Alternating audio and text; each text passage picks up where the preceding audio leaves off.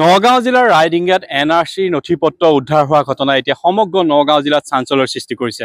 মই বৰ্তমান উপস্থিত আছো বৰদোৱাত আৰু য'ৰ পৰা আচলতে NRCৰ নথিপত্ৰসমূহ চুৰি হৈছিল বা নাইকিয়া হৈছিল সেই NRCৰ নথিপত্ৰৰ কেন্দ্ৰটো মই আছো। এয়া হৈছে বৰ্তদবা প্ৰাথমিক স্বাস্থ্য কেন্দ্ৰ। এই বৰ্তদবা প্ৰাথমিক স্বাস্থ্য কেন্দ্ৰতে আমি জানিব পৰা মতে ইয়াতে সেই NRCৰ যি নথিপত্ৰসমূহ মজুত কৰি ৰখা হৈছিল আৰু ইয়াৰ পৰাই NRCৰ নথিপত্ৰসমূহ নাইকিয়া হৈছিল। আচলতে এই স্বাস্থ্য কেন্দ্ৰখন আমি জানিব পৰা মতে এই স্বাস্থ্য কেন্দ্ৰখন বৰ্তমানলৈকে মুকলি হোৱা নাই, কিন্তু মুকলি নোহোৱা স্বাস্থ্য কেন্দ্ৰখনতে আচলতে ৰখা হৈছিল NRCৰ মূল্যৱান নথিপত্ৰ। এয়া হৈছে NRCৰ নথিপত্ৰ। মই দেখুৱাইছো, মোৰ সতীৰ্থই দেখুৱাই গৈছে ইয়াৰ পৰিৱেশ আচলতে এনেদৰে দম দম হৈ আছে NRCৰ নথিপত্ৰ। আৰু এয়া মই দেখুৱাইছো, এই আলমিৰা সম্পূৰ্ণ ভাঙা আৰু ইয়াত কোনো কিন্তু খিৰিকী নাই, আচলতে গ্ৰিল আছে। মই দেখুৱাব চেষ্টা কৰিম এবাৰ মোৰ সতীৰ্থক। এয়া হৈছে গ্ৰিলসমূহ। এই কেন্দ্ৰটো এজন বিষয়াক দায়িত্ব দিয়া হৈছিল। তেওঁৰ লগত যেতিয়া আমি কথা পাতিছো তেওঁ কিছু দায়সৰা মন্তব্যহে আগবঢ়াইছিল। আৰু মই প্ৰতিটো কোঠা দেখুৱাবলৈ বিচাৰিছো, এয়া অৱস্থা, এয়া NRCৰ নথিপত্ৰ ইয়াত এনেদৰে ৰখা হৈছে। আচলতে যিটো বিষয় ইমান স্পৰ্শকাতৰ বিষয়, NRCৰ নথিপত্ৰ যি স্পৰ্শকাতৰ বিষয়, সেই স্পৰ্শকাতৰ বিষয়টোত এনেদৰে নথিপত্ৰ ৰখা হৈছে। এইসমূহ মজুত কৰি ৰখা হৈছে এনেদৰে। আচলতে প্ৰত্যেকটো আলমিৰা ভাঙা। মই দেখুৱাই গৈছো ইয়াৰ পৰিৱেশ, আৰু ইয়াৰ মাজৰ পৰাই আচলতে NRCৰ নথিপত্ৰ নাইকিয়া হৈছিলে। এয়া হৈছে NRCৰ ৰখা এইসমূহ ট্ৰাংক। এই ট্ৰাংকসমূহতে NRCৰ নথিপত্ৰ ৰখা হৈছিলে, এনেদৰে মজুত কৰি ৰখা হৈছিলে।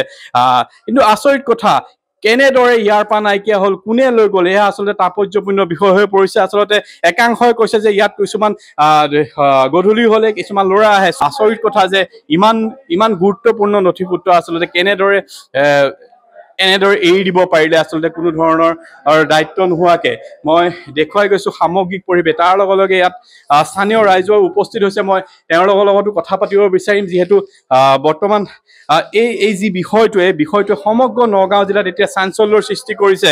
যিহেতু কালি নিশাই এই NRCৰ নথিপত্ৰসমূহ উদ্ধাৰ হৈছিল, আৰু উদ্ধাৰ হোৱাৰ এনেদৰে বৰ্তমান NRCৰ যি নথিপত্ৰসমূহ, সেই নথিপত্ৰসমূহ ইয়াত পুৰিও পেলোৱা হৈছিল। আচলতে আমি জানিব পৰা মতে ইয়াত তেওঁলোকে এই যি নথিপত্ৰসমূহ পুৰি তেওঁলোকে ইয়াত খানা খাইছিলে, নিশা হলে ইয়াত খানা খাইছিলে। আৰু এয়া দেখুৱাইছো, এয়া হৈছে NRCৰ নথিপত্ৰ।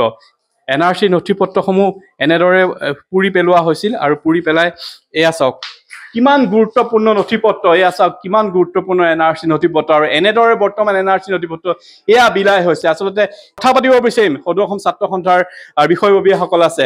কি ক'ব যি বিষয় আচলতে কালিৰ পৰা উন্মোচিত হৈছে? হয়, এইটো অতি পৰিতাপৰ লজ্জাৰ বিষয়।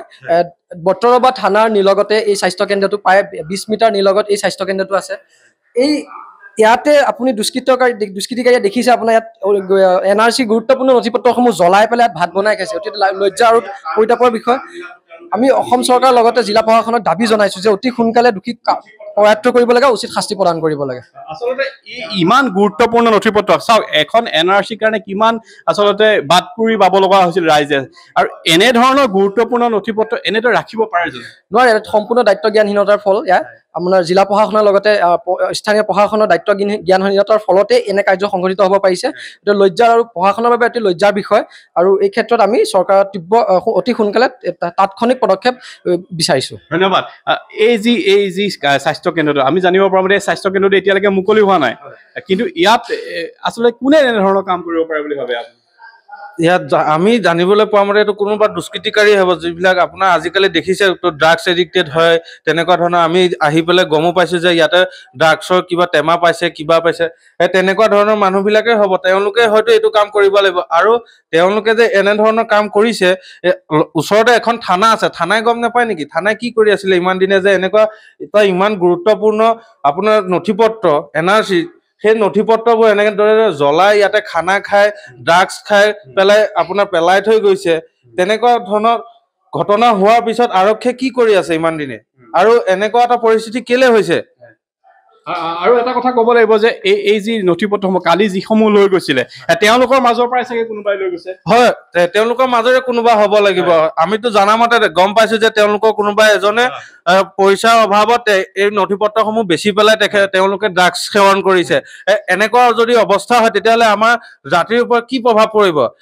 এইসমূহ আমাৰ অসমীয়া জাতিৰ দলিল স্বৰূপবিলাক তেওঁলোকে তেনেধৰণে পেলাই থৈ দিছে, গুৰুত্বহীন কৰি পেলাই তো আমি চৰকাৰক দাবী জনাইছো যে অতি সোনকালে ইয়াৰ ব্যৱস্থা গ্ৰহণ কৰক, নহলে ইয়াৰ ওপৰত আমি তীব্ৰ প্ৰতিবাদ গঢ়ি তুলিম। হয়, আচলতে ধন্যবাদ। মই আচলতে এয়া আছিলে সদৌ অসম ছাত্ৰ সন্থাৰ বিষয়ববী। আৰু এটা কথা কৈছে যে তীব্ৰ আন্দোলন গঢ়ি তুলিব। হয়, অসমীয়াৰ জাতিৰ দলিল স্বৰূপ যি NRCৰ বাবে বাট কৰি পাব লগা হৈছিলে, সেই NRC এতিয়া এয়া অৱস্থা মই দেখুৱাই গৈছো। সামগ্ৰিক পৰিৱেশ এয়া হৈছে এটা স্বাস্থ্য কেন্দ্ৰ। সেই স্বাস্থ্য কেন্দ্ৰতে আচলতে NRC গুৰুত্বপূৰ্ণ নথিপত্ৰসমূহ মজুত কৰি ৰখা হৈছিল, কিন্তু সেই মজুত কৰি ৰখা নথিপত্ৰসমূহ বৰ্তমান এই ধৰণৰ অৱস্থাৰ সৃষ্টি হৈছে। কোনোৱে ঠেলাত বেচিবলৈ লৈ গৈছে আৰু কোনোৱে এই NRC পত্ৰসমূহ আচলতে জুইত পুৰি পেলাই NRC নথিপত্ৰসমূহ তেওঁলোকে জানিব পাৰিছো খানা খাইছে। এয়া হৈছে পৰিৱেশ, এয়া হৈছে স্বাস্থ্য কেন্দ্ৰৰ পৰিৱেশ। এয়া NRC কেন্দ্ৰত মই দেখুৱাইছো, এটাও বাকচ আছে, এয়া মই দেখুৱাইছো সমূহ। এয়া আচলতে খেৰ দি ঢাকি থোৱা আছে। এনেধৰণৰ অৱস্থা বৰ্তমান সৃষ্টি হৈছে। কিন্তু কালি যি ঘটনা সংঘটিত হ'ল, ইয়াৰ পিছত আচলতে সমগ্ৰ জিলাখনত চাঞ্চল্যৰ সৃষ্টি হৈছে। আৰু এই ক্ষেত্ৰত যিহেতু এই ঘটনাৰ লগত জড়িত এজনক ইতিমধ্যে আটক কৰিছে, এই ক্ষেত্ৰত আচলতে জিলা প্ৰশাসন অথবা আৰক্ষীয়ে কেনেধৰণৰ পদক্ষেপ গ্ৰহণ কৰে সেয়া এক লক্ষণীয় বিষয় হ'ব। কিন্তু আমি পৰৱৰ্তী সময়ত ইয়াত আমি জানিব পাৰিছো কিছু সময়ৰ পিছত ইয়াত নগাঁও জিলা আয়ুক্ত আৰু আৰক্ষী অধীক্ষকগৰাকী উপস্থিত হ'ব। আমি পৰৱৰ্তী সময়ত দেখুৱাই যাম সামগ্ৰিক পৰিৱেশ। বৰ্তমান যি বটদ্ৰৱাৰ স্বাস্থ্য কেন্দ্ৰখনৰ পৰা আমি পৰিৱেশ দেখুৱালো।